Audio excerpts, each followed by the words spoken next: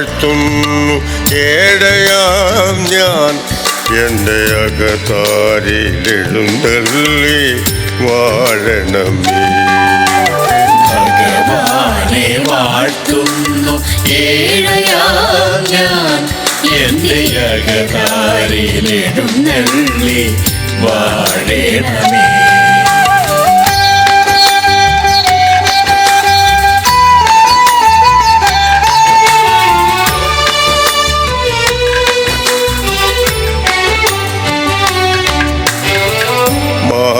മാലിന്യമാകയും മാറ്റുവതിനുള്ള ജ്ഞാനമെൻ്റെ ആത്മാവിൽ നൽകണമേ. നമ്മുടെ വർഷങ്ങളായി ഉപയോഗിച്ചുകൊണ്ടിരിക്കുന്ന ഈ സിംഹാസനം കഴിഞ്ഞ 2 ആഴ്ചയിൽ വന്നിട്ടുള്ളവർക്കറിയാം, അത് ആശ്രമത്തിനുള്ളിൽ ഇല്ലായിരുന്നു. അതൊന്നും കൂടി ഒന്ന് അതിൻ്റെ ചില അറ്റകുറ്റപ്പണികളൊക്കെ തീർത്ത് ഒന്നുകൂടി മനോഹരമാക്കി വീണ്ടും ഇവിടെ കൊണ്ടുവന്ന് സ്ഥാപിച്ചിരിക്കുകയാണ്. അതിനുശേഷം വീണ്ടും ഞാൻ അതിലേക്ക് പ്രവേശിക്കാൻ പോവുകയാണ്. ഇപ്രകാരം ഒരു മനോഹരമായ വസ്തു സത്യത്തിൽ പ്രപഞ്ചത്തിൽ മറ്റെങ്ങുമില്ല.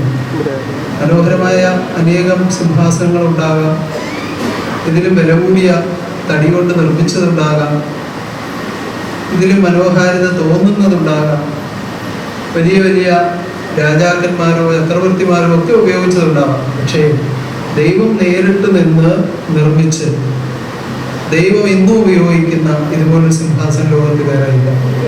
അപ്പോൾ വീണ്ടും അത് പുനഃക്രമീകരിച്ച് അതിന് കൂടുതൽ പുതുമ നൽകി വീണ്ടും ഇവിടെ കൊണ്ടുവന്നിട്ടിരിക്കുകയാണ്. ഒരു പ്രാർത്ഥനയോടുകൂടി അതിൽ പ്രവേശിക്കാം എന്ന് വിചാരിക്കാം. ഉടയവനേ ജഗദീശ്വര അഗതികളെ കാത്തുകൊള്ളുക.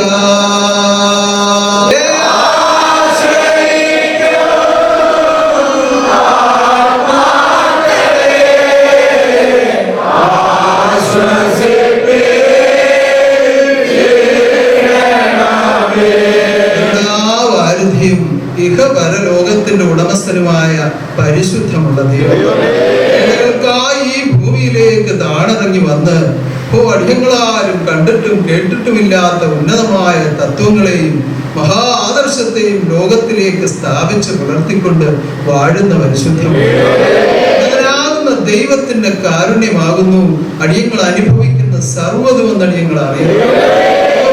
ഈ ലോകത്തിലേക്ക് വന്ന് ആദ്യ തിരുവുടലിൽ ഉന്നതമായ ആദർശത്തെ സ്ഥാപിക്കുവാനായി ത്യാഗം സഹിക്കുന്ന സമയത്ത് ഒരു പാദം ചവിട്ടി നിന്ന് പ്രാർത്ഥിക്കുവാൻ സ്ഥലമില്ലായിരുന്നു. കഷ്ടതയുടെയും പട്ടിണിയുടെയും നടുവിൽ നിന്നുകൊണ്ട് അടിയങ്ങളുടെ ഉടമസ്ഥൻ ജന്മിയാകുന്ന ദൈവം കണ്ണുനീരോടെ പ്രാർത്ഥിച്ച് പ്രാർത്ഥിച്ച് പ്രാർത്ഥിച്ച് ആ തിരുഹൃദയം നൊന്ത് പ്രാർത്ഥിച്ചതിന്റെ ഫലമാകുന്നു ഇന്ന് ഈ കാണുന്ന സർവ്വതും, ഈ നിൽക്കുന്ന ഓരോ ഓമന കുഞ്ഞുങ്ങളും എന്നടിയങ്ങളാണ്. അങ്ങ് തന്നെ തിരിച്ചെഴുന്നള്ളി വാഴുവാനും ഈ ആദർശത്തെ ലോകാന്ത്യം വരെ വളർത്തുവാനും തീരുമാനം ചെയ്ത പ്രകാരം തിരിച്ചെഴുന്നള്ളി വന്ന കാലത്ത് അങ്ങ് തന്നെ നിയമിച്ച് ഇവിടെ നിലനിർത്തിയതാകുന്നു ഈ സിംഹാസനം എന്നടിയങ്ങളാണ്.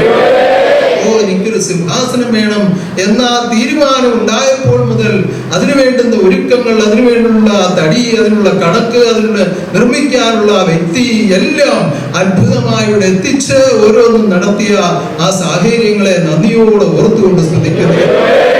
ഒരു കണക്കും അറിയാത്തവരെ കൊണ്ട് അങ്ങ് മഹാകണക്കുണ്ടാക്കിയാകുന്നു ഈ സിംഹാസനം നിർമ്മിച്ചതെന്നടിയങ്ങളെ. ഇതിൽ നിന്ന് കണക്ക് വരച്ചെടുത്ത് കൊണ്ടുപോയി ചെയ്തിട്ട് പോലും ഇതുപോലൊന്ന് ചെയ്യുവാൻ ആർക്കും സാധിക്കുന്നില്ല എന്ന് ഞങ്ങളുടെ ദൈവം നേരിട്ട് നിന്ന് നടത്തിയതിന്റെ ഫലമാകുന്നു ഇതെന്നടിയങ്ങൾ അറിയുന്നു. അതിനെ മഹാഉന്നതനെ വീണ്ടും അതൊന്നുകൂടി പുതുക്കി ഇപ്പോൾ ഉപയോഗിക്കുവാൻ വേണ്ടി സജ്ജമാക്കിയിരിക്കുന്നു. മഹാശക്തി നേരിട്ട് എഴുന്നള്ളി അതിൽ ഉപവിഷ്ടനാകട്ടെ. നിങ്ങൾക്ക് വേണ്ടി ഇത് സ്വീകരിക്കണമേ, ഉടമസ്ഥനെ സ്വീകരിക്കണമേ. ദർശിക്കുവാൻ, അനുഗ്രഹിക്കുവാൻ, ആനന്ദിപ്പിക്കുവാൻ അടിയങ്ങളുടെ ഉടമസ്ഥന് ഉപവിഷ്ടനാകണമേ. എന്തെങ്കിലും കുറവുകളുണ്ടെങ്കിൽ ക്ഷമിക്കണമേ, എന്തെങ്കിലും കുറവുകളുണ്ടെങ്കിൽ ക്ഷമിക്കണമേ. ഇത്രയും സന്താനങ്ങൾ നിയമം പാലിച്ച് അങ്ങയുടെ ആരാധനയ്ക്ക് എത്തിയ സന്താനങ്ങളുടെ മധ്യത്തിൽ വെച്ച് സർവശക്തിയെ അങ്ങ് ഇതിലേക്ക് എഴുന്നള്ളുമാറാകണമേ, എഴുന്നള്ളുമാറാകണമേ, അതിന് ഉപവിഷ്ടനാകണമേ.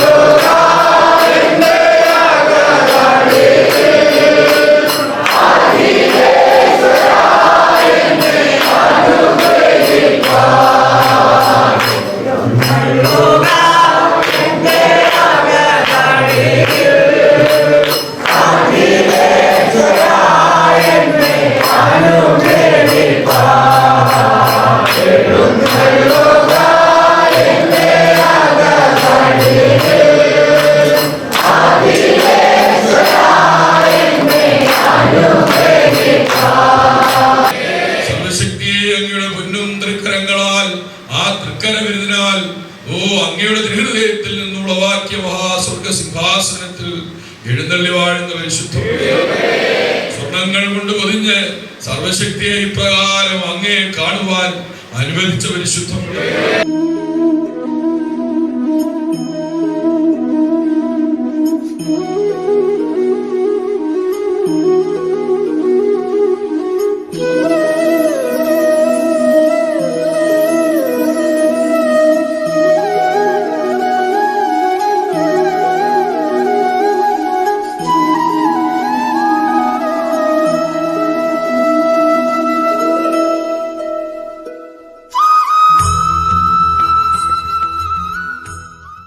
സർവാത്മാക്കളുടെയും ഉടമസ്ഥനും സർവാത്മാക്കളുടെയും രക്ഷിതാവും സർവാത്മാക്കൾക്കും അധിപതിയുമായ പരമഗുരുവായ പരിശുദ്ധമുള്ള ദൈവം, അങ്ങയെ ചിന്തിച്ച് അങ്ങയെ അറിഞ്ഞപ്പോൾ ഉളവായ വസ്തുവാകുന്നു ആത്മാവെന്നടിയങ്ങൾ അറിയുന്നത്.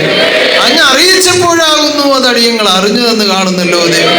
അപ്രകാരമുള്ള ആത്മാവ് ഈ ലോകത്തിൽ വിവിധ രൂപത്തിൽ ഓരോ വാഹനങ്ങളെ, ശരീരങ്ങളെ സ്വീകരിച്ചുകൊണ്ട് ലോകത്തിൽ ഓരോ സൃഷ്ടികർമ്മങ്ങൾ ഒടുക്കുന്നുവെന്ന് കാണുന്നല്ലോ ദൈവം. അങ്ങ് നിയമിച്ച നിയമത്തിൽ കൂടി ജീവിക്കുന്നവരൊക്കെയും കർമാശേഷം അങ്ങയിൽ വന്ന് എത്തിച്ചേരേണ്ടത് നിയമമാകുന്നുവെന്ന് ഏഴകൾ അറിയുന്നത്. ആ വിധത്തിലുള്ള നിയമത്തിൽ കൂടി വയ്യാതെ ഈ ലോകത്തിന്റെ അന്ധകാരാവസ്ഥയിലേക്ക് മർത്യജന്മങ്ങൾ കൂപ്പുകുത്തുന്നത് കണ്ടുകൊണ്ടാകുന്നു മഹാശക്തി തന്നെ കലിയുഗത്തിൽ നേരിട്ട് എഴുന്നള്ളി വന്ന് ജന്മാന്തരജ്ഞാനം നൽകുന്നതെന്ന് അടിയങ്ങൾ അറിയുന്നത്. ജന്മാന്തരജ്ഞാനം കേൾക്കുന്ന മർത്യന്റെ ജന്മപാപം പാടെ ഒഴിഞ്ഞു പോകുന്നുവെന്ന് ഏഴകൾ അറിയുന്നത്. അപ്രകാരം ജന്മാന്തര ജ്ഞാനത്തിന്റെ ജന്മിയായ ജഗദീശ്വരൻ അവതാരമായി വന്ന് ജന്മാന്തരജ്ഞാനം ആത്മാക്കൾക്ക് ദാനം ചെയ്തുകൊണ്ട് അത്ഭുതകരമായി വാഴുന്ന വാഴ്ചക്കാലത്ത് പൊന്നുതമ്പുരാന്റെ പാദത്തിലെത്തുവാൻ പരമഭാഗ്യം ലഭിച്ച ഓമന സന്താനങ്ങളാകുന്നു ഈ നിലകൊള്ളുന്നതെന്ന് കാണുന്നല്ലോ. അവരുടെ കൂടെ ജീവിച്ച 2 സന്താനങ്ങൾ കടന്നു നിൽക്കുന്നുവെന്ന് കാണുന്നല്ലോ. ദൈവം ആത്മശാന്തിയെ ദാനം ചെയ്യണമേ ദൈവമേ. അങ്ങയെ കാണുവാനും അങ്ങയോടൊത്ത് ആനന്ദിക്കുവാനും ഭാഗ്യം ലഭിച്ചതായിരുന്നു എന്ന് കാണുന്നല്ലോ. ദൈവമേ, വന്നുപോയ കുറവുകളെല്ലാം ആ പോരായ്മകളെല്ലാം ക്ഷമിച്ചുകൊണ്ട് മഹാശക്തിയുടെ ഹൃദയത്തിൽ സ്വീകരിക്കുമാറാകണമേ. അതിനുവേണ്ടി അർപ്പിച്ച നേർച്ചകളെല്ലാം സ്വീകരിക്കണമേ ദൈവമേ. ഈ നിലവിളക്കും സ്വീകരിക്കണമേ ദൈവമേ. സർവലോകനാഥന്റെ കണ്ണിലുണ്ണികളായി ജീവിച്ച രാഘവൻ ഭക്തനും ഭാർഗവിയമ്മയും കൊടുമണ്ണിലെ പ്രധാനപ്പെട്ട കുടുംബാംഗങ്ങളാകുന്നുവെന്ന് കാണുന്നല്ലോ. അത് ഭാർഗവിയമ്മ ഇതാ കടന്നു നിൽക്കുന്നുവെന്ന് കാണുന്നല്ലോ. സർവശക്തി സ്വീകരിക്കണമേ ദൈവമേ. സർവശക്തി സ്വീകരിക്കണമേ ദൈവം. ആത്മാവിനെ അങ്ങ് സ്വീകരിക്കണമേ ദൈവം. അങ്ങയുടെ ഇതിന് ശബ്ദപ്രകാരമാകുന്നു ആത്മാവ് ശരീരം വിട്ട് മാറിയതെന്നടി ഞങ്ങൾ അറിയുന്നത്. അതിനെ ആത്മാവിനെ സ്വീകരിക്കണമേ ദൈവമേ. സർവലോകനാഥന്റെ കാരുണ്യത്തിൽ കൂടി ഇന്നും നടക്കുന്ന ഈ ആരാധനയിലേക്ക് ഓടിയെത്തി അങ്ങയുടെ ഓമന കുഞ്ഞുങ്ങളെ കാണുന്ന പരിശുദ്ധമാണ്. സർവാത്മാക്കളെയും ദർശിച്ച് നേർച്ച കാഴ്ചകളെ സ്വീകരിച്ച പരിശുദ്ധമുള്ള ദൈവമേ, ഇവരെയും അനുഗ്രഹിക്കണമേ ദൈവമേ. സർവദോഷങ്ങളും സംഹരിക്കണമേ ദൈവമേ. സർവാത്മാക്കളെയും രക്ഷിക്കണമേ ദൈവമേ. ഒരാൾ നിർവാഹമില്ലാതെ ഭവനങ്ങളിലിരുന്ന് കണ്ണുനീരൊഴുക്കുന്നവരുണ്ടെന്ന് കാണുന്നല്ലോ. ദേശരാജ്യങ്ങളിൽ അങ്ങേ ആശ്രയിക്കുന്നവരുണ്ടെന്ന് കാണുന്നല്ലോ. ഇവരെയും ദർശിക്കണമേ ദൈവമേ. എല്ലാ ഭവനങ്ങളെയും ഹൃദയങ്ങളെയും ദർശിക്കണമേ ദൈവം. ഈ ആരാധനയിൽ അടിയങ്ങളെ ആനന്ദിപ്പിക്കണമേ ദൈവം.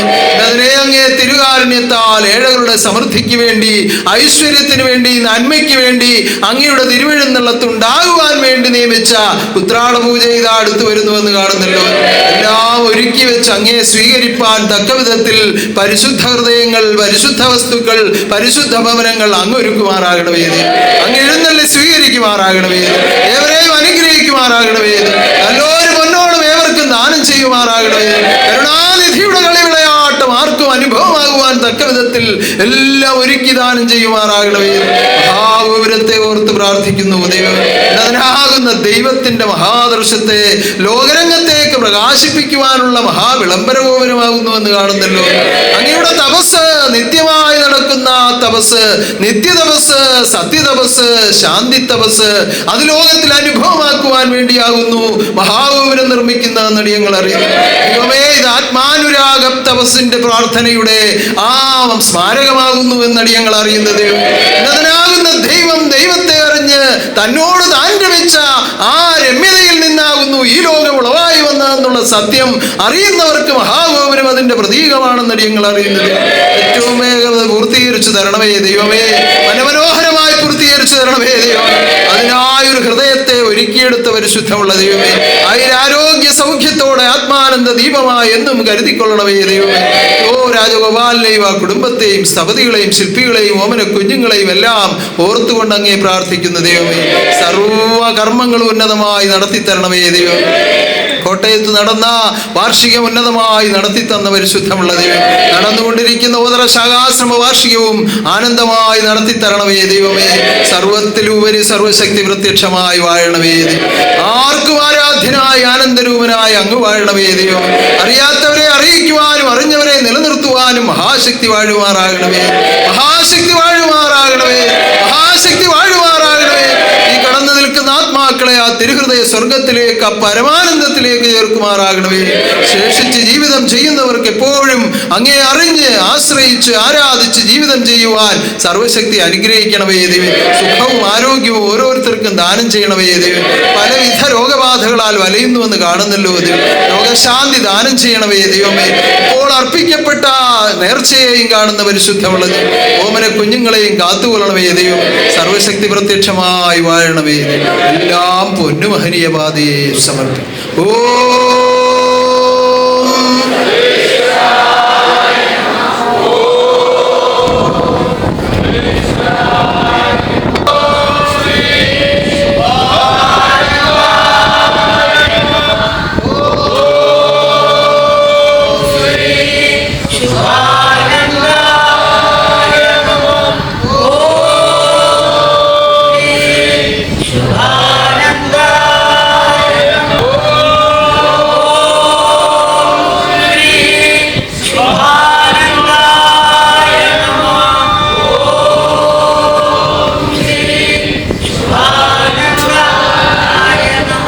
പരിശുദ്ധ പരനെ സ്തുതിച്ചിടുന്നേ, പരമാനന്ദം തരുന്നോനെ സ്തുതിച്ചിടുന്നേ.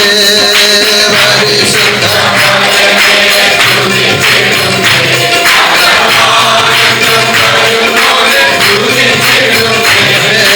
പരിശുദ്ധ പരനെ സ്തുതിച്ചിടുന്നേ, പരമാനന്ദം തരുന്നോനെ സ്തുതിച്ചിടുന്നേ.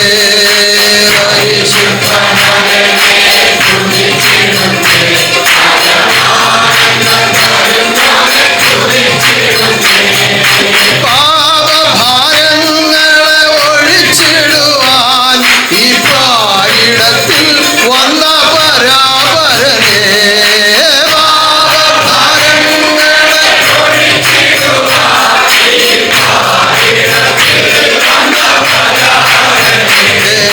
പരന്മാരെ സ്തുതിക്കുന്ന പരമാത്മാവേ, പരിശുദ്ധരിൽ വാഴുന്ന പരമാത്മാവേ. പരന്മാരെ സ്തുതിക്കുന്ന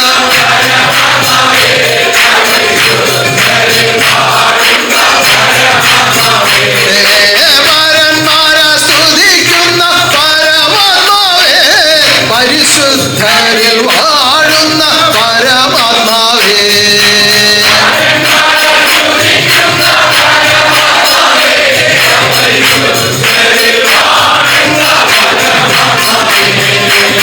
പരമഗുരുവിൻ്റെ പരിശുദ്ധ ഹൃദയമാണ് ആത്മബോധോദയ സംഘം. ആ പരിശുദ്ധ ഹൃദയത്തിലേക്ക് ഈ നരലോകത്തിൽ നിന്ന് സ്വീകരിക്കപ്പെട്ട സന്താനങ്ങളാണ് നിങ്ങൾ ഓരോരുത്തരും. ആ ഹൃദയത്തിൽ പരിപൂർണമായും വിലയം പ്രാപിക്കുമ്പോഴാണ് നിങ്ങൾക്കുള്ള മോക്ഷം. മോക്ഷം ലോകത്തിൽ പല വിധത്തിൽ വിവക്ഷിക്കപ്പെടുന്നുണ്ട്.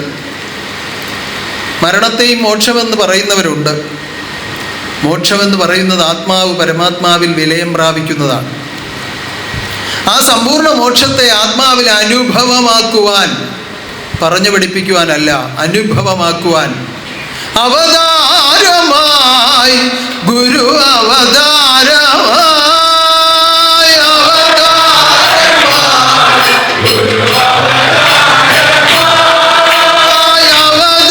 അവതാരമായി ഗുരു അവതാരമായി,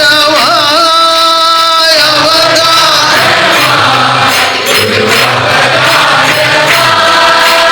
കലിയുഗ ഘടിയ അവതാരമായി,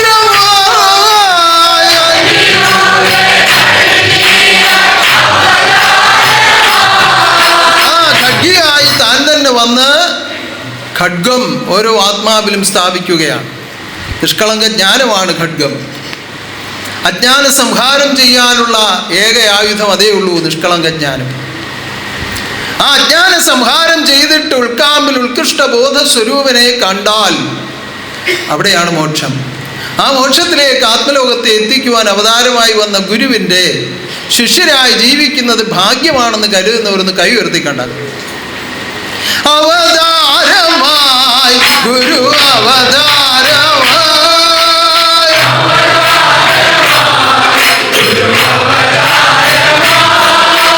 കലിയുഗ ഖഡ്ഗിയ അവതാരമായി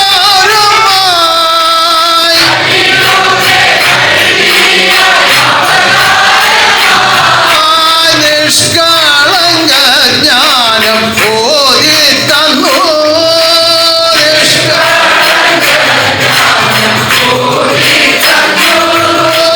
നിഷ്കളങ്ക ജ്ഞാനം ഓതി തന്നു.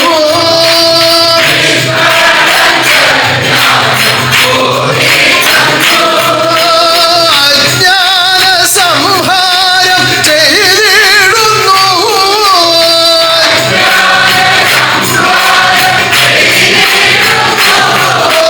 നിഷ്കളങ്ക ജ്ഞാനം ഓതി തന്നു.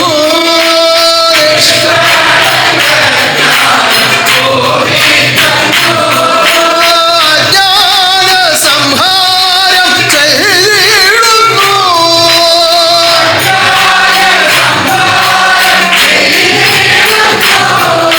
നിഷ്കളങ്ക ജ്ഞാനത്താൽ അജ്ഞാന സംഹാരം ചെയ്യുവാൻ ഉദയമായ ഗുരുവിൻ്റെ ശിഷ്യരായി ജീവിക്കുന്നത് ആർക്കും ഭാഗ്യം തന്നെയാണ്. പക്ഷേ അത് ഭാഗ്യമായി തീരുന്നത് എപ്പോഴാണ്? കാണുന്നത് ഭാഗ്യമാണ്, കേൾക്കുന്നത് ഭാഗ്യമാണ്, അറിയുന്നത് ഭാഗ്യമാണ്. എന്നാൽ അത് പൂർത്തീകരിക്കുന്നത് എവിടെയാണ്? കർമ്മത്താൽ അനുഭവത്തിലെത്തുമ്പോഴാണ്. കർമ്മത്താൽ അനുഭവത്തിലെത്തുമ്പോഴാണ് അത് പരമഭാഗ്യമായി മാറുന്നത്. അങ്ങനെ അറിവും കർമ്മവും അനുഭവവും ഓരോ ഹൃദയത്തിലും പൂർത്തീകരിക്കുവാൻ വേണ്ടി ദൈവം അറിയിച്ച അറിവാണ് ആത്മബോധോപദേശം. അതിശ്രേഷ്ഠമായ അറിവാണ് ആത്മബോധോപദേശം. ഇതിൽ ഉൾപ്പെട്ട് ജീവിക്കുവാൻ പരമഭാഗ്യം ലഭിച്ച മനോമന സന്താനങ്ങളെ, ഇപ്പോൾ നമ്മുടെ കേരളത്തിൻ്റെ വളരെ വിശേഷപ്പെട്ട ഒരു ഉത്സവം അടുത്തു വരുന്ന സമയമാണ്. അതുകൊണ്ട് തന്നെ നിങ്ങളേവരും അതിനുള്ള ഒരുക്കത്തിലുമാണ്. എന്നിട്ടും ഇത്രയും സന്താനങ്ങൾ ഈ സന്നിധാനത്തിൽ ഇന്നത്തെ ആരാധനയ്ക്ക് എത്തിച്ചേർന്നു എന്നതും ഒരു അത്ഭുതമാണ്. കാരണം ഇന്ന് ഓരോ ഉദ്യോഗങ്ങളൊക്കെ ഉള്ളവർ, വിദ്യാഭ്യാസം ചെയ്യുന്നവർ, പരീക്ഷ എഴുതുന്നവർ, അവർക്കൊക്കെ ആകെ ലഭിക്കുന്ന ഒരു ദിവസമാണ് ഞായറാഴ്ച. അന്ന് അനേകം കാര്യങ്ങൾ വീട്ടിൽ ഒരുക്കാനുണ്ട്, പല കാര്യങ്ങൾ വാങ്ങാനുണ്ട്. ഇപ്പോൾ ഓരോ ഉത്സവങ്ങൾ വരുമ്പോഴും വാങ്ങിക്കൂട്ടൽ വളരെ വലുതാണല്ലോ. അത് തന്നെ ഒരു ഉത്സവമാണ്. പണ്ടൊക്കെ ഓണം കാലം വരുമ്പോൾ എന്തെങ്കിലും ഒരു സാധനം വാങ്ങും, അതാണ് ഏറ്റവും വലിയ വാങ്ങൽ. ഇന്ന് അങ്ങനെയല്ല. ഒരു വിവാഹം നടത്തിയാൽ തന്നെ 5ഉം 6ഉം സൈസിലാണ് വസ്ത്രം വാങ്ങിക്കുന്നത്. ചെറുക്കൻ കാണാൻ വരുമ്പോൾ ഇടാനൊരു വസ്ത്രം രണ്ടുപേർക്കും, പിന്നെ പെണ്ണിൻ്റെ വീട്ടുകാർ അങ്ങോട്ട് പോകുമ്പോൾ ഇടാനൊരു വസ്ത്രം, അതിലൊരാൾക്ക് മതി. പിന്നെ മഞ്ഞളിടുന്ന ഒരു ദിവസം, പിന്നെ മൈലാഞ്ചി ഇടുന്ന ഒരു വേറെ ദിവസം, പിന്നെ വളയിടുന്ന ഒരു ദിവസം, സാരി ഉടുക്കുന്ന ഒരു ദിവസം, പിന്നെ ഭക്ഷണം കഴിക്കുന്ന ഒരു ദിവസം, അല്ലേ? അങ്ങനെ ഒരു ദിവസമുണ്ട്. ഭക്ഷണം കഴിക്കാനായിട്ടൊരു ദിവസമില്ലേ? ചിരിക്കുന്നെന്താ? അങ്ങനെ ഒരു ദിവസം ഇല്ലേ? അതിന് ഒരു മനോഹരമായൊരു പേരുണ്ട്. എന്തുവാ? റിസപ്ഷൻ. എല്ലാവരും ഏറ്റവും പ്രധാനമായിട്ട് സൂക്ഷിക്കുന്ന ഡേറ്റ് അതാ. അതെന്തിനു വേണ്ടിയുള്ളതാ? ഭക്ഷണം കഴിക്കാനുള്ള ഒരു ദിവസം. വിവാഹം കഴിക്കാനോ അത് വേറൊരു ദിവസം. ഇങ്ങനെ എത്ര ദിവസമുണ്ടോ അത്രയും ദിവസം പ്രത്യേകം വസ്ത്രം. ഒരു വിവാഹം നടത്തി വരുമ്പോഴേക്കും മിക്കവാറും ഒരു സാധാരണക്കാരൻ്റെ എന്താവും? പോക്കറ്റ് എന്തുവാകും? അതാണ് ഇപ്പോഴത്തെ അവസ്ഥ. ഇന്ന് അങ്ങനെയുള്ള അവസരമാണ്. ഓരോ വിശേഷത്തിനും ഓരോരുത്തർക്കും ഓരോ രീതിയിൽ.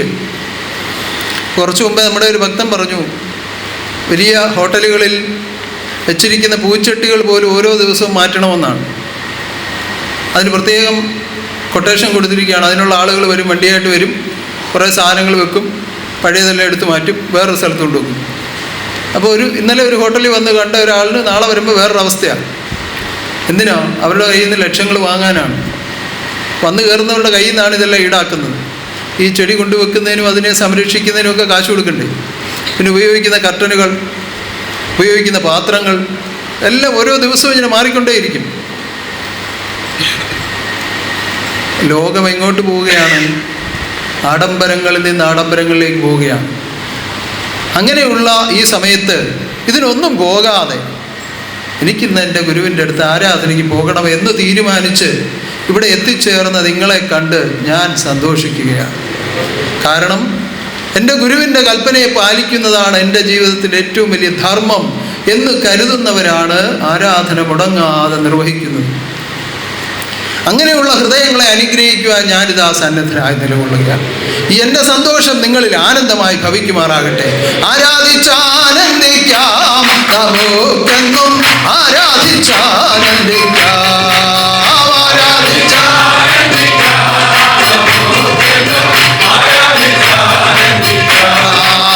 ആരാധ്യനിവിടെയുണ്ട് ഈ ലോകത്തിൽ അവതാരമായി വന്നു.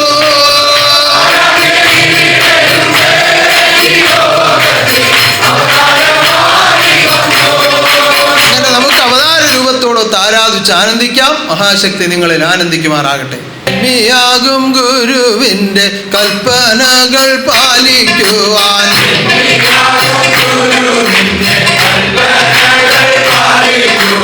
ജന്മിയാകും ഗുരുവിൻ്റെ കൽപ്പനകൾ പാലിക്കുവാൻ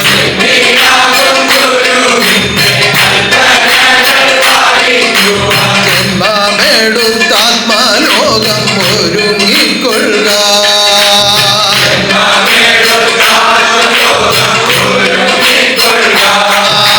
ജന്മിയാകും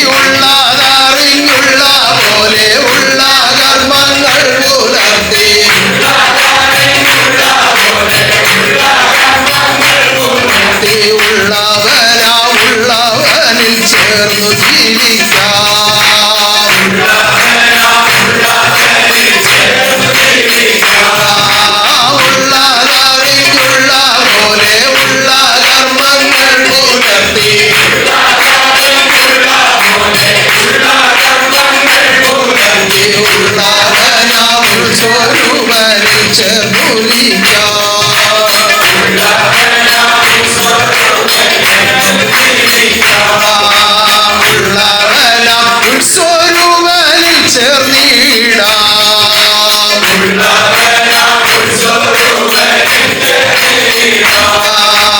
ഉള്ളവനാം സ്വരൂപനിൽ ചേർന്നിടാം.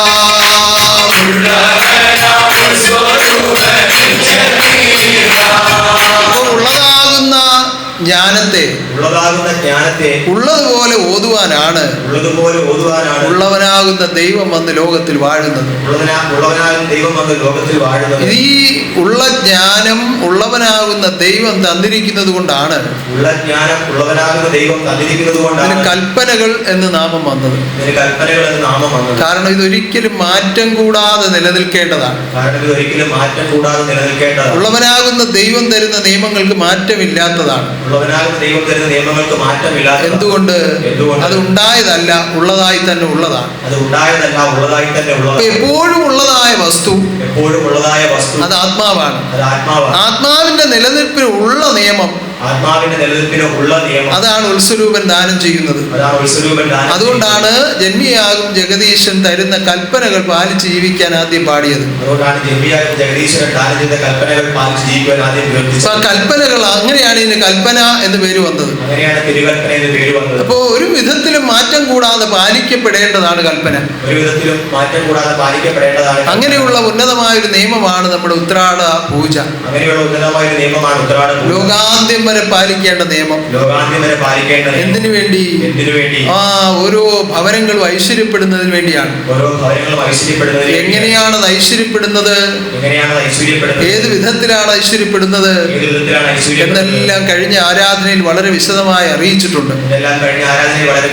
ഉന്നതനാകുന്ന ദൈവം ദാനം ചെയ്യുന്ന നിയമം പാലിക്കുന്ന ഭവനങ്ങളിൽ ദൂതന്മാർ എഴുന്നള്ളുന്നു. അവരുടെ മധ്യത്തിലേക്ക് മഹാശക്തി പ്രത്യക്ഷമാകും. അതാണ് അവിടെ അനുഭവമാകുന്നത്. അതുകൊണ്ട് കൽപ്പന പാലിച്ചും സൂക്ഷിച്ചും ജീവിക്കുവാൻ മർത്യന്മാർ ഓരോരുത്തരും കരുതിക്കൊള്ളുക.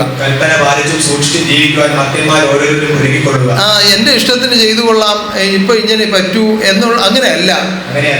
കരുതേണ്ടത് എങ്ങനെയാണ്? എങ്ങനെയാണോ ഗുരു കൽപ്പിച്ചിരിക്കുന്നത് അതിൻ പ്രകാരം അത് കർമ്മിക്കുവാനാണ് തീരുമാനിക്കേണ്ടത്. അതിന് വളരെയേറെ ക്ലേശങ്ങളൊക്കെ നേരിടേണ്ടി വരും. ഇന്നത്തെ കാലത്ത് സാമ്പത്തികമായി പിന്നോക്കം നിൽക്കുന്നവർ വളരെ കുറവാണ്. ഒന്നുമില്ലാത്ത ഒരു സാഹചര്യത്തിൽ, അതായത് സ്വന്തം കുഞ്ഞുങ്ങൾക്ക് കൊടുക്കാൻ പോലും ഒന്നുമില്ലാത്ത സാഹചര്യത്തിൽ ആണ് ഈ നിയമം പാസാക്കിയത്, നടപ്പാക്കിയത്.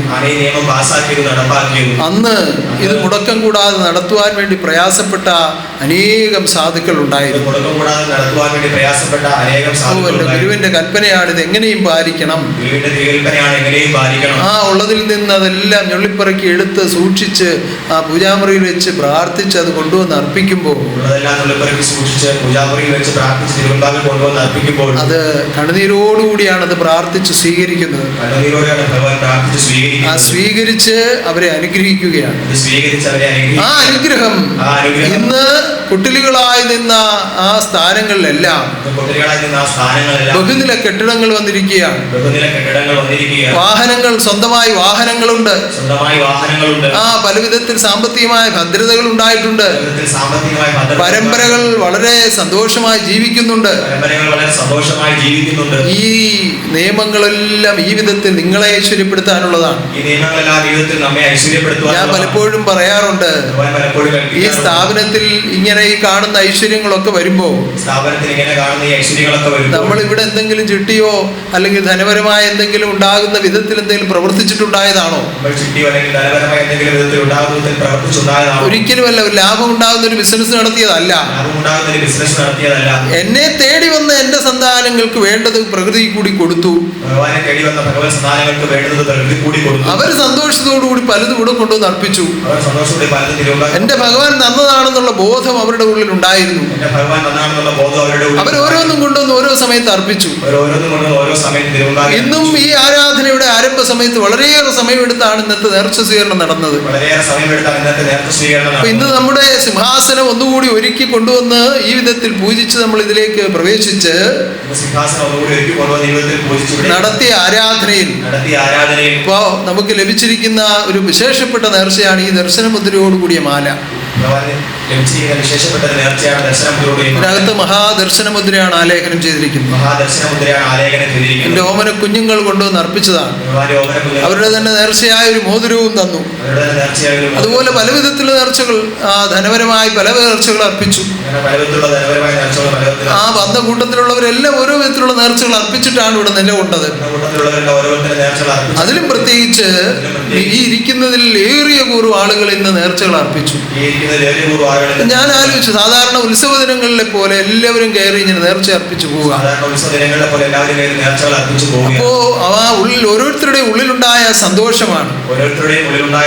വീണ്ടും എന്റെ സിംഹാസനം ഒന്നുകൂടി ഒരുങ്ങി ഇതാ ഞാൻ ഇതിൽ പ്രവേശിക്കുന്നു എന്ന് പറഞ്ഞപ്പോ ഒരു ദക്ഷിണ കൊടുക്കണോ, ഒരു നേർച്ച കൊടുക്കണമെന്ന് ഓരോരുത്തരുടെയും മനസ്സിൽ തോന്നിയത് കൊണ്ടാണ്. അങ്ങനെ തോന്നിയപ്പോൾ അത് കൊടുക്കാൻ നിങ്ങൾക്കുണ്ടായത് കൊണ്ടാണ്. ഉണ്ടായത് ഈശ്വരന്റെ കാരുണ്യം കൊണ്ടാണ്. ഇങ്ങനെ പുറകോട്ട് ചിന്തിക്കുമ്പോൾ ദൈവം തന്നതല്ലാതെ ഒന്നും ആർക്കും ഇല്ല. അങ്ങനെ ദൈവം തരുമ്പോൾ അത് തിരിച്ചറിയുവാനൊരു ബോധം ഉണ്ടാകണം. ദൈവമാണിതെല്ലാം നമുക്ക് തരുന്നത്. ദൈവത്തിന്റെ വകയല്ലാത്തത് ഒന്നും ഈ പ്രപഞ്ചത്തിലില്ല. ഒരു തിരുശബ്ദമുണ്ട്, സ്വന്തമായി കരുതുന്ന ദേഹവും എന്റേതല്ലേ.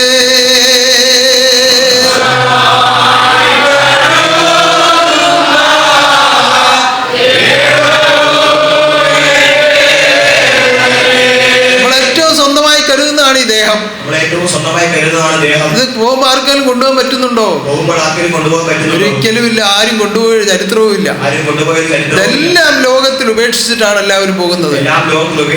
എന്തുകൊണ്ട്? ഏകനായി വന്നു, ഏകനായി പോകുന്നു. വന്നതാരാണ്? വാഴുന്നതാരാണ്. ഈ കർമ്മങ്ങൾ ചെയ്യുന്നതാരാണ്? കർമ്മം കഴിഞ്ഞ് പോകുന്നതാരാണ്. അതാണ് തിരിച്ചറിയേണ്ടത്. ആത്മാവേ, നീ ആത്മാവിനെ കാണുന്നുണ്ടോ, അറിയുന്നുണ്ടോ?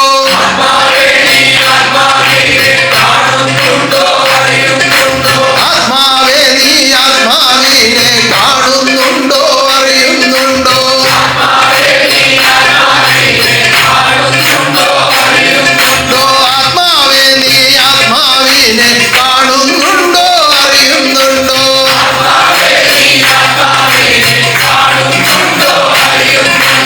ആത്മാവല്ലാതെ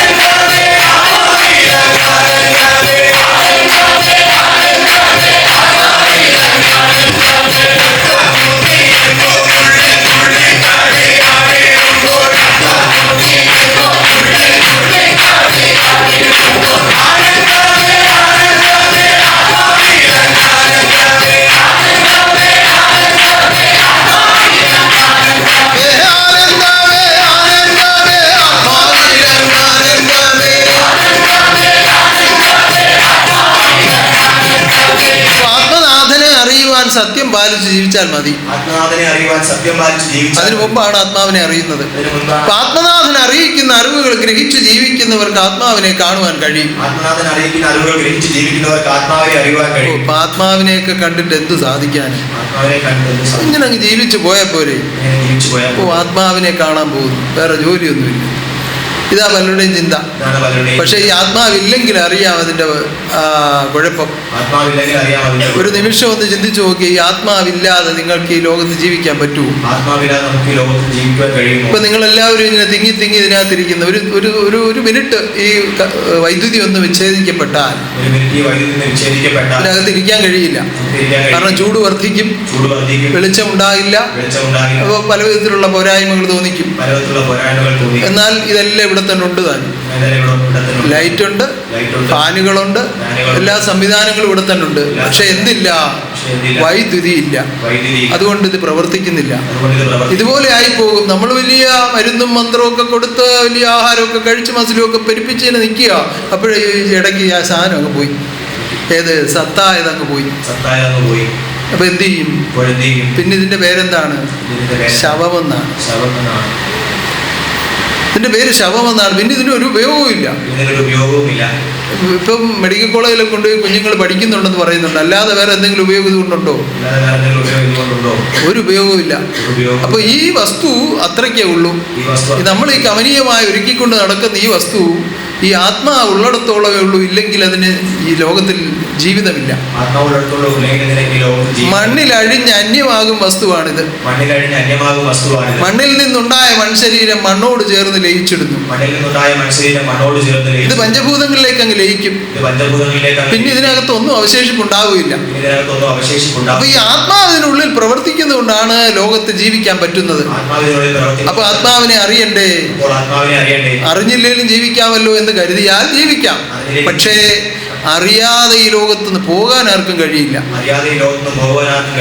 അറിയുന്നത് വരെയും ഈ ലോകത്തിൽ വന്ന് ജന്മമെടുക്കേണ്ടി വരും. അതാണ് അതിന്റെ വ്യവസ്ഥ. കാരണം ആത്മാവിനെ അറിഞ്ഞ്, ആത്മനാഥനെ അറിഞ്ഞ്, ആത്മാനന്ദം അനുഭവിച്ച് ലോകത്തിൽ ജീവിച്ചെങ്കിലേ പരമാത്മാവിനോട് ചേർന്ന് ഈ മോക്ഷം അനുഭവിക്കുവാൻ പറ്റുകയുള്ളൂ. അപ്പൊ അതിലേക്ക് എത്തണമെങ്കിൽ വളരെ ശ്രമകരമായ ഒരു കർമ്മം ആവശ്യമാണ്. അതിന്റെ പേരാണ് സൽക്കർമ്മം. ആ സൽക്കർമ്മത്തിൽ നിന്നാണ് പിന്നീട് തത്വചിന്തയും അതിൽ കൂടി നിഷ്കളങ്കവും പിന്നെ നിഷ്കാമകർമ്മവും ഒക്കെ വരുന്നത്. ആ വിധത്തിലേക്ക് ഉയർന്നു വരണമെങ്കിൽ ആദ്യം എന്താണ് ചെയ്യേണ്ടത്? നല്ല ചിന്ത ഉണ്ടാവണം. നല്ല ചിന്തയിൽ കൂടിയാണ് നല്ല കർമ്മങ്ങൾ ഉണ്ടാകുന്നത്. നല്ല ചിന്തയിലേക്ക് എത്തിക്കുന്നത് നല്ലവനാകുന്ന ഗുരുവിന്റെ അറിവാണ്. ഇപ്പോൾ ലോകത്ത് അനേകം ഗുരുക്കന്മാരുണ്ട്. ആ ഗുരുക്കന്മാർക്കെല്ലാം ശിഷ്യന്മാരുമുണ്ട്. അവരെല്ലാം ആ ഗുരുക്കന്മാരുടെ പ്രത്യേകതകൾ പ്രകീർത്തിക്കുന്ന പുസ്തകങ്ങളും അതുപോലെയുള്ള പ്രസിദ്ധീകരണങ്ങളും ഒക്കെ ഇറക്കുന്നുണ്ട്. അതൊന്നും തെറ്റാണെന്ന് ഞാൻ അവകാശപ്പെടുന്നില്ല. പക്ഷേ ജന്മാന്തര ജ്ഞാനത്തെ ഉപദേശിക്കുവാൻ ജന്മിയാകുന്ന ഗുരുവല്ലാതെ വേറെ ആരുമില്ല. ആ ജന്മാന്തര ജ്ഞാനമാണ് കലിയുഗത്തിൽ ഖഡ്ഗിയായി വന്ന് ശുഭാനന്ദ നാമത്തിൽ ഇരുന്നുകൊണ്ട് മർത്യലോകത്തിന് ദാനം ചെയ്യുന്നത്. ജന്മാന്തര ജ്ഞാനം നൽകാൻ ജന്മി വന്നല്ലോ.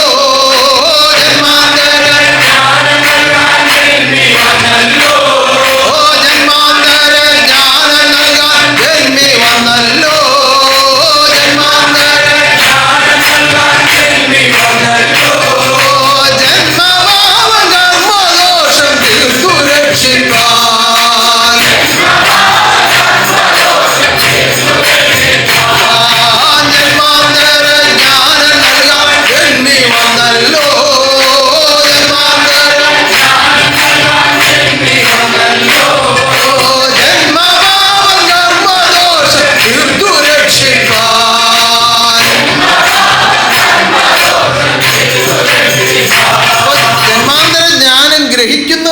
മാത്രമേ ജന്മിയാകുന്ന ഗുരുവാണെന്ന് പരിപൂർണ ബോധ്യം ഉണ്ടാവുകയുള്ളൂ.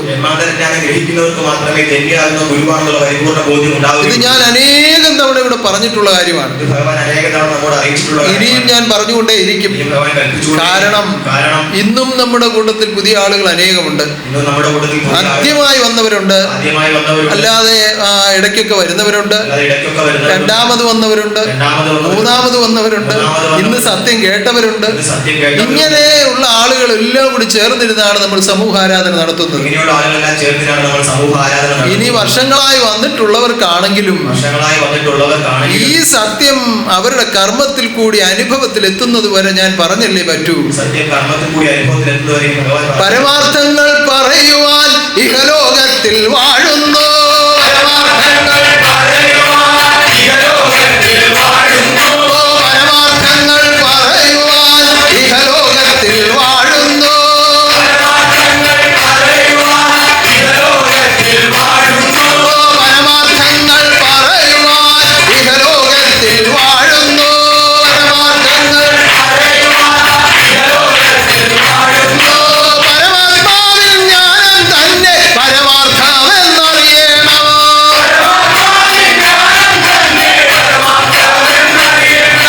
പരമാത്മാവിൽ ജ്ഞാനം തന്നെ പരമാർത്ഥമെന്നറിയണം, പരമാത്മാവിൽ ജ്ഞാനം തന്നെ പരമാർത്ഥമെന്നറിയണം.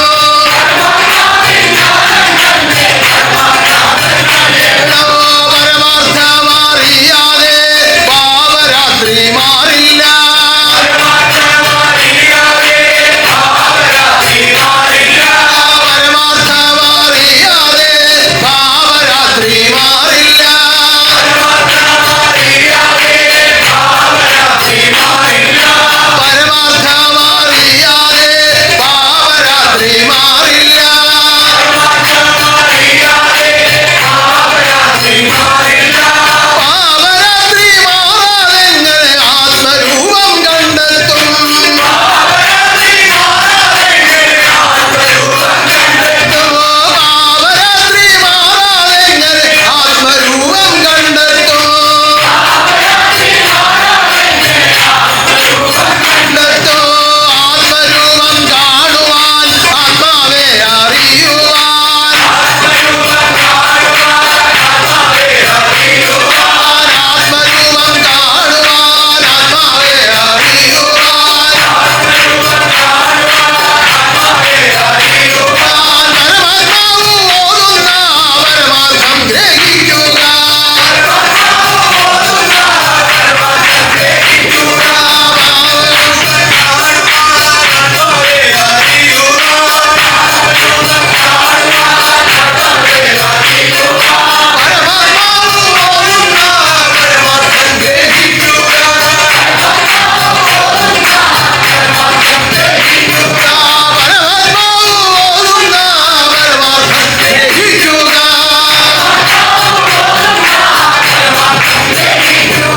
അപ്പോൾ ആത്മാവിനെ അറിയേണ്ടത് ഏറ്റവും അത്യാവശ്യമാണ്. ആത്മാവിനെ അറിയേണ്ടത് ഏറ്റവും അത്യാവശ്യം. അതിന് ഏറ്റവും നല്ല മാർഗമാണ് ആത്മബോധോദയ സംഘം. അതിന് ഏറ്റവും നല്ല മാർഗമാണ് ആത്മബോധോദയ സംഘം. ആത്മബോധമെന്ന് പറയുന്നതാണ് ആത്മാവിനെ കാണുന്ന അവസ്ഥ.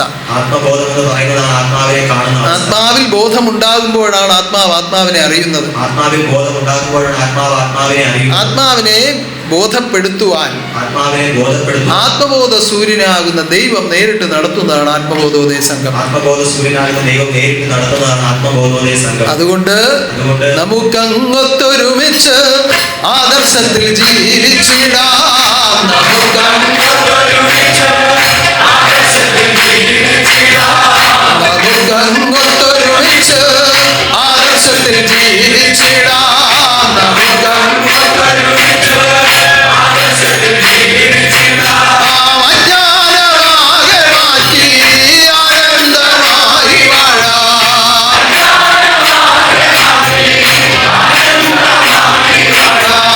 നമുക്കങ്ങൊത്തൊരുമിച്ച് ആദർശത്തിൽ ജീവിച്ചിടാം, നമുക്കങ്ങൊത്തൊരുമിച്ച്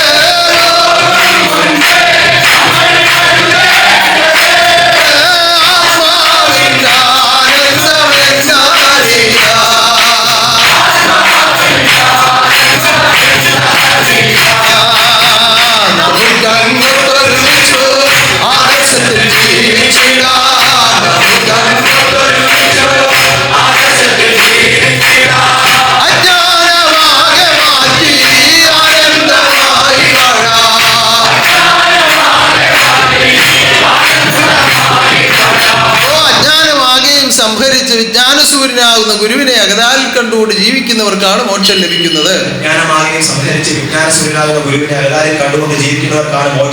അതിന് ആത്മബോധം ഉദിച്ചെങ്കിലേ പറ്റൂ. ഇപ്പോൾ ആത്മബോധോദയ സംഘം അതിനായിട്ടുള്ളതാണ്. ഒത്തൊരുമിച്ച് ഏക മനസ്സോടുകൂടി ഏക അറിവിൽ നിന്നുകൊണ്ട് ജീവിതം ചെയ്താൽ നിശ്ചയമായും ആ മോക്ഷത്തിൽ എത്തിച്ചേരും. ഇന്ന് നമ്മൾ 2-3 ആത്മാക്കളുടെ ശാന്തിക്കായി പ്രാർത്ഥന നടത്തി. വയനാട് ദുരന്തത്തിൽ മരണപ്പെട്ടതാണ് 2 പേർ. ഒരാൾ വാർദ്ധക്യത്തിലെത്തി കടന്നുപോയതാണ്. ഈ 3 ആത്മാക്കളും ഈ ശുഭാനന്ദ രൂപത്തിലേക്ക് ലയിക്കുവാൻ തക്ക വിധത്തിലുള്ള ഒരു നിയമമാണ് ഇവിടെ നടത്തിയത്. ഈ നിലവിളക്ക് സമർപ്പിച്ച് ഇങ്ങനെ ഒന്ന് പ്രാർത്ഥിക്കുമ്പോൾ ഇത് ലയിക്കുമോ എന്ന് പലർക്കും സംശയം തോന്നിയേക്കാം. എന്നാൽ സംശയിക്കേണ്ട. ഈ ആത്മാവിനെ അതിന്റെ ഉടമസ്ഥന്റെ കൈകളിലാണ് നിങ്ങൾ ഏൽപ്പിച്ചത്. അത് സ്വീകരിക്കപ്പെട്ടിരിക്കുകയാണ്. എന്തുകൊണ്ട്? ആത്മാവിന്റെ ഉടമസ്ഥനല്ലാതെ ആത്മാവിനെ സ്വീകരിക്കാൻ വേറെ ആരുമില്ല. കുറവുകളും പോരായ്മകളും ഒക്കെ മാറ്റി ജീവിച്ചിരിക്കുന്നവരുടെ കർമ്മഫലം കൂടി സ്വീകരിച്ച് ആത്മാവിനെ ശുദ്ധീകരിക്കുവാനുള്ള നിയമം കലിയുഗത്തിൽ പാസാക്കിക്കൊണ്ടാണ് കലിയുഗ മോക്ഷദാതാവാകുന്ന ദൈവം ലോകത്തിൽ വാഴുന്നത്.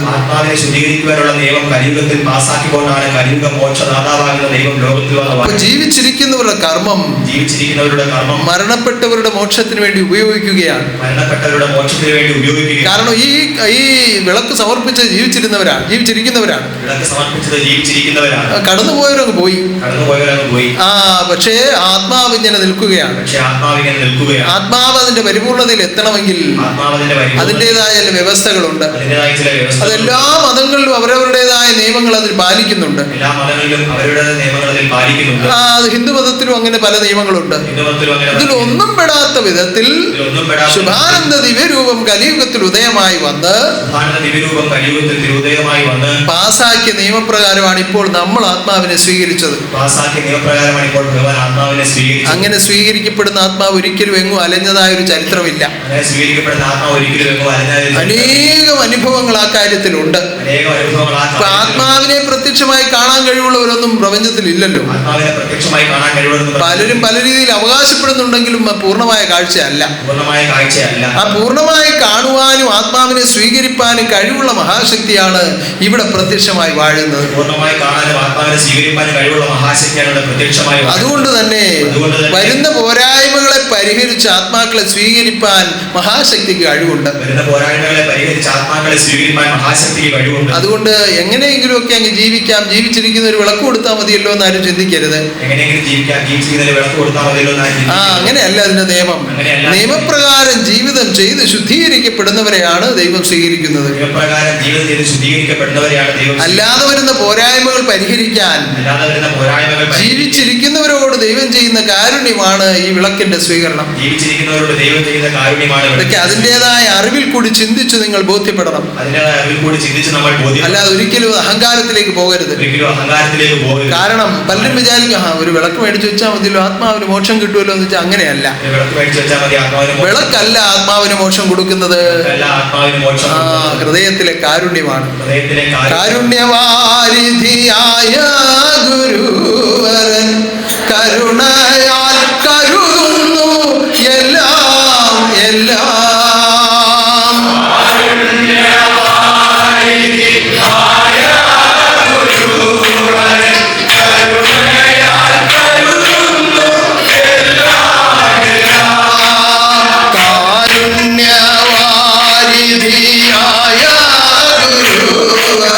കരുണയാൽ കരുതുന്നു എല്ലാം എല്ലാം.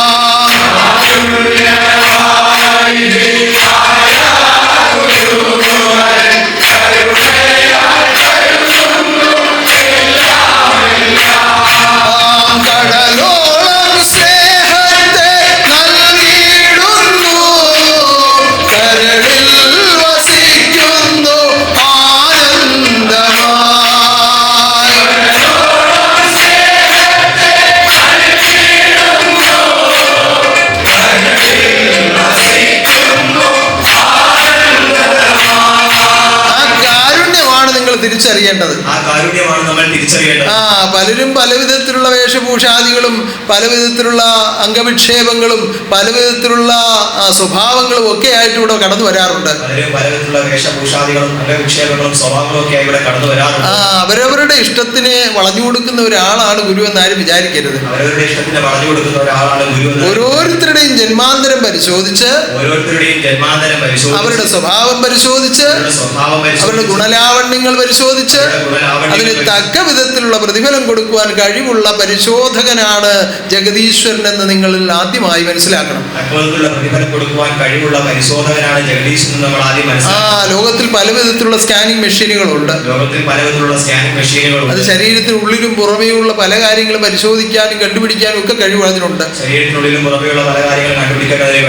ഒന്നിച്ച് മുഴുവൻ ശരീരവും പരിശോധിക്കുന്ന മെഷീൻ വരെ കണ്ടുപിടിച്ചിട്ടുണ്ട്. ഇത് ആത്മാവിനെ പരിശോധിക്കുന്ന മെഷീൻ ആരും കണ്ടുപിടിച്ചിട്ടില്ല. ആത്മാവിനെ അറിയുവാനും പരിശോധിക്കുവാനും കഴിവ് ഒന്നിന് മാത്രമേ ഉള്ളൂ, അത് പരമാത്മാവാണ്.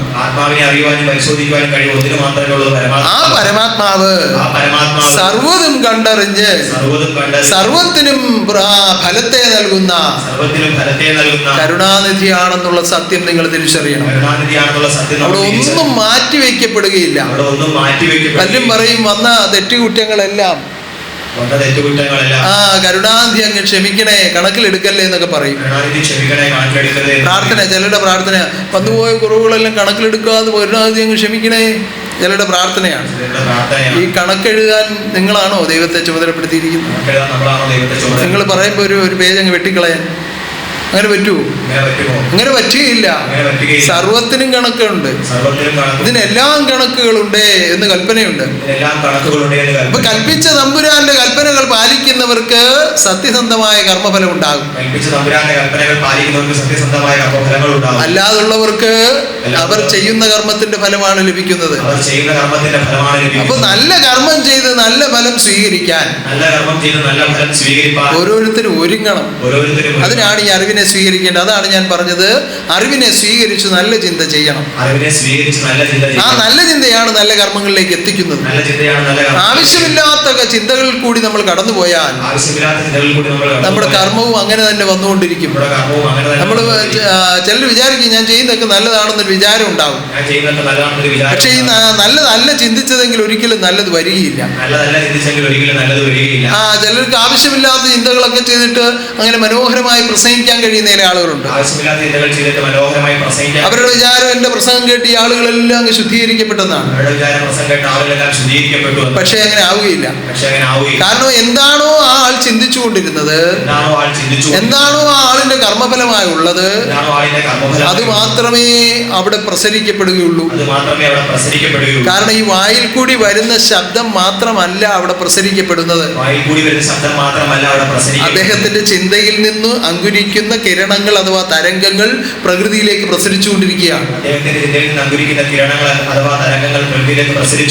ഉദാഹരണത്തിന് നമ്മൾ ഈ ആരാധന നടക്കുന്ന സമയത്ത് ഞാൻ ഇവിടെ നിന്നുകൊണ്ട് ചില വിഷയങ്ങളെ സംബന്ധിച്ച് സംസാരിച്ചുകൊണ്ടിരിക്കുകയാണ്.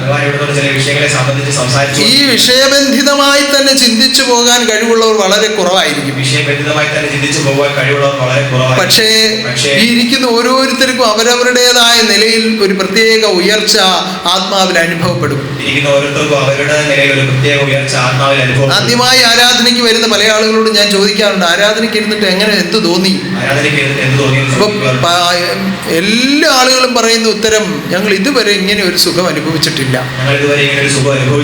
എന്നാൽ എന്താ ഞാൻ പറഞ്ഞതെന്ന് ചോദിച്ചാൽ തിരിച്ചവർക്ക് പറഞ്ഞു തരാൻ കഴിയുകയില്ല. പക്ഷേ അവരുടെ ഉള്ളിന്റെ ഉള്ളിൽ ഒരു പ്രത്യേക അവസ്ഥ ഉണ്ടായി. എന്തുകൊണ്ടാണ് സംഭവിക്കുന്നത്? ലോകരക്ഷ ചെയ്യുവാൻ അവതാരമായി വന്ന ജഗദീശ്വരന്റെ ഉള്ളിൽ നിന്നുകൊണ്ട് അതിനുവേണ്ടി ചിന്തിക്കുന്നു എന്നുള്ളതാണ്. ആ രക്ഷയാണ് തന്റെ ലക്ഷ്യം. ഏത് രക്ഷ? ആ മനുഷ്യകുലമാകമാനം രക്ഷ പ്രാപിച്ചിടുവാൻ, മനുഷ്യകുലമാകമാനം രക്ഷ പ്രാപിച്ചിടുവാൻ, മനുഷ്യനായി ഇക്ഷിതിയിൽ വന്നുദിച്ച ദൈവമേ, മനുഷ്യനായി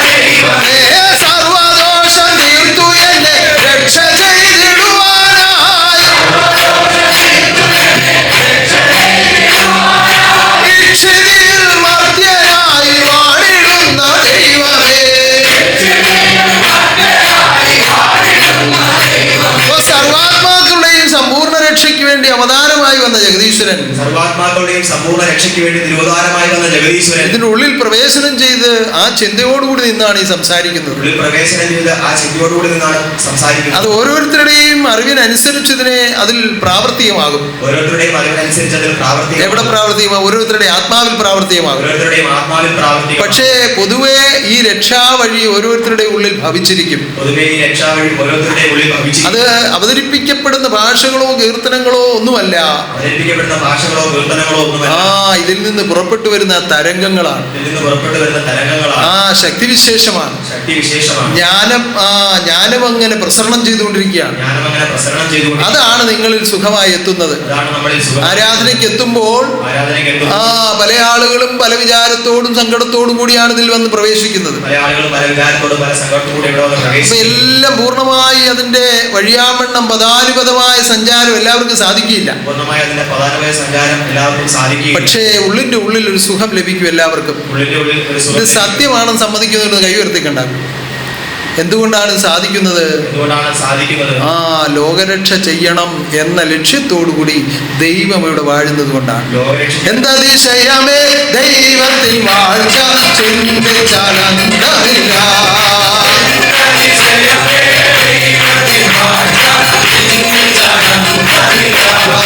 എന്തതിശയമേ ദൈവത്തിൽ വാഴ്ച ചിന്തിച്ചാലന്തമില്ല.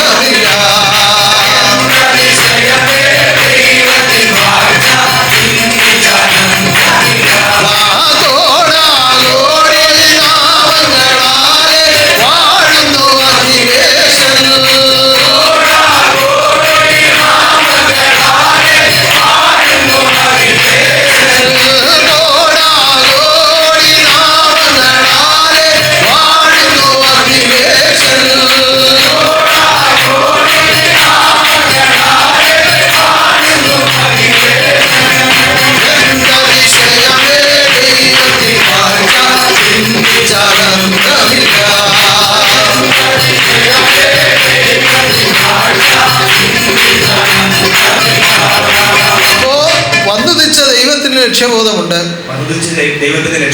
ദൈവം ഈ ലോകത്തിൽ തിരഞ്ഞെടുത്ത നിങ്ങൾക്കും ആ ലക്ഷ്യബോധം ഉണ്ടാവണം. എന്താണ് നിങ്ങൾക്കുണ്ടാവേണ്ട ലക്ഷ്യം? എന്താണ് നിങ്ങൾക്കുണ്ടാവേണ്ട ലക്ഷ്യം? ഉത്ഭവിച്ച ആത്മാക്കളാകമാനം വീണ്ടും അങ്ങനെ ആവശ്യമുണ്ടോ? അങ്ങനെ ലക്ഷ്യം നിങ്ങൾക്കുണ്ടോ? അങ്ങനെ ഉണ്ടെങ്കിൽ അണിയണിയായി ചേർന്നിടാം, അറിവിൽ നിത്യം ചേർന്നിടാം.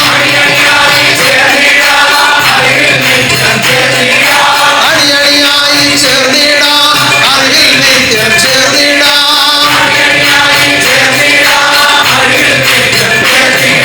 നിരനിരയായി കർമ്മിക്കാം, നിയമത്തിൽ പ്രവർത്തിക്കാം.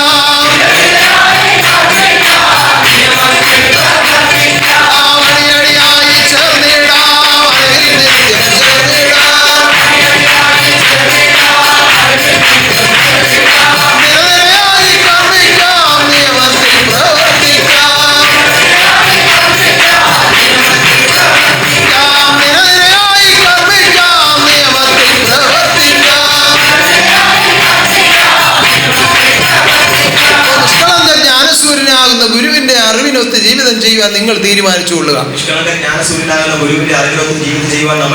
അങ്ങനെ ചിന്തയോടും അങ്ങനെയുള്ള ലക്ഷ്യത്തോടും കൂടി നിങ്ങൾ ലോകത്തിന്റെ ഏത് ഭാഗത്ത് ജീവിച്ചാലും ദൈവം നിങ്ങളോടുകൂടി ഉണ്ടാകും.